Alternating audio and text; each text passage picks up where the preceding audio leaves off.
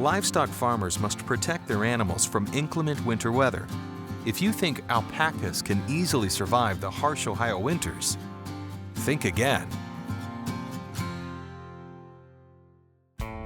Winter weather doesn't stop Ohio farmers.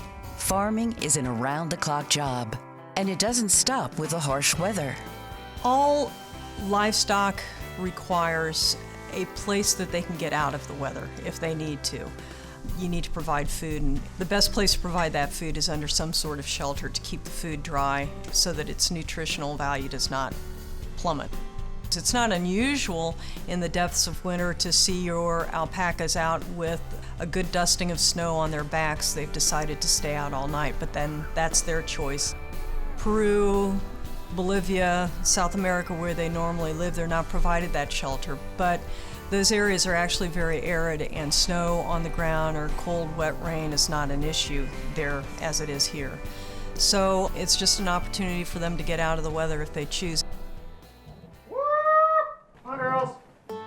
In the winter, especially when they get wet, it's really hard on them because it'll soak through their outer hair cover. They kind of have 2 layers of hair, beef cattle do, and in the winter, if they get really wet and then we get a really cold biting wind, if it gets down below freezing, it's pretty hard on them. They lose a lot of body heat. So as long as they can stay dry, they can really take a lot of cold. But when they get wet, it's definitely harder on them. Last winter and this winter both have been very mild up to this point, and that creates more challenges for us than when it just stays cold.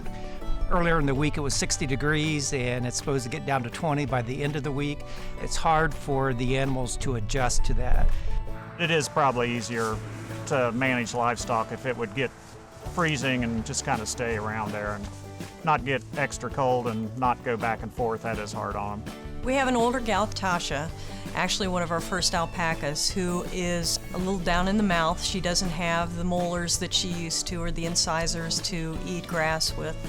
And because of that, she is unable to keep up nutritionally with her needs. And so we give her an extra hand by putting a jacket on her so she doesn't have to use calories to keep her warm, or as many calories to keep her warm. What typically December through April is their natural kidding season. Again, outside, they probably would not survive the elements in the wintertime, so it is crucial that we have them in a heated environment. And heated meaning anything above 35 degrees is probably okay for them, so it doesn't have to be real warm. However, when they're born, they're wet. If it's freezing outside, their survival rate would be very low.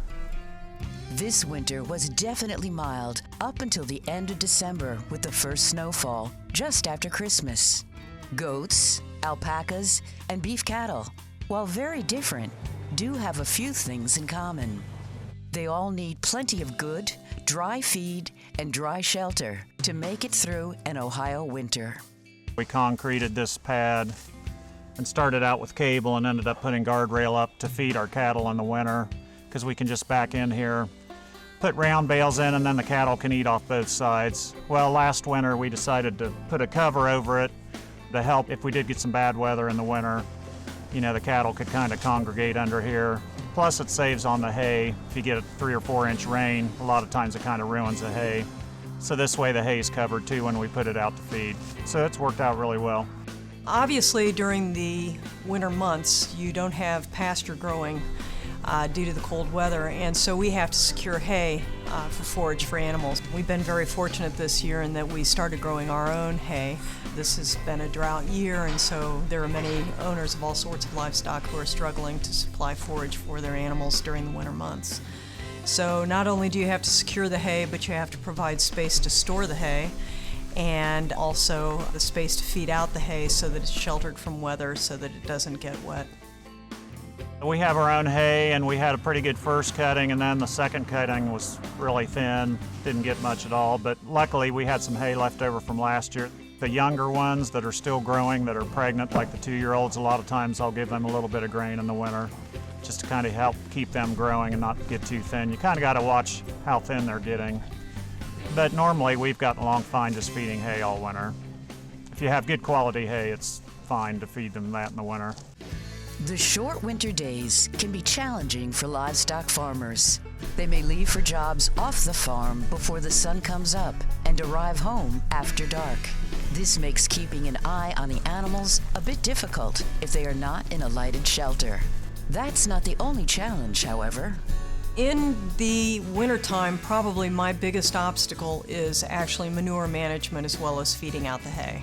Unfortunately, the alpacas, while they designate a specific area to defecate, they unfortunately choose the interior of the barn. And it doesn't take very long for the manure to pile up. I look at it as a great way for me to stay in shape.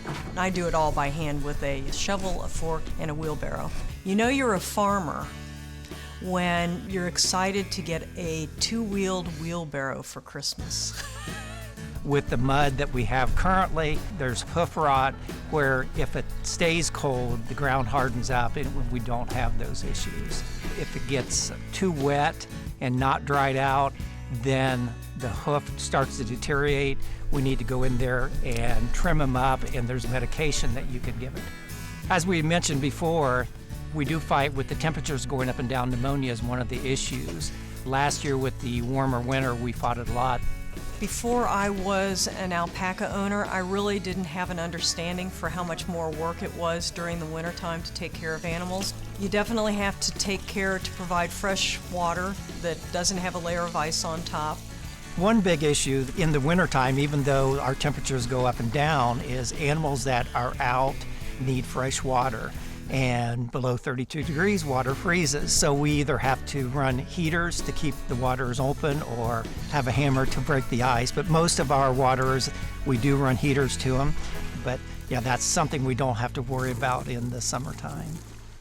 Even with the obstacles winter brings, these farmers take a pledge of protection for their livestock. You know, it's a challenge sometimes. I mean, we've had blizzards here. You get a lot of snow and the wind's blowing, but it's something you just always have to do. You have to make sure your animals are okay, and we do that first thing before we clean our driveways out or do anything else. So always got to make sure the livestock's okay.